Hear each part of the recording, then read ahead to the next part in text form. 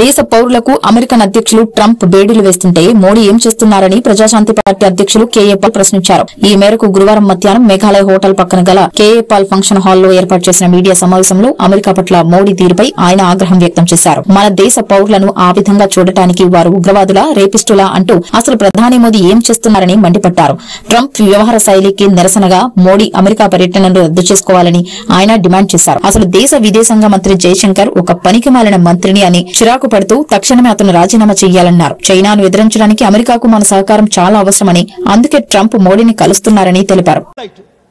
Indians అమెరికాలో ఉండి 54 లక్షల మంది బాధపడుతున్నారు. నాతో చేతులు కలుపుదాం అన్నవారు, నా మద్దతు కావాలి అన్నవారు, నా సపోర్ట్ కావాలి అను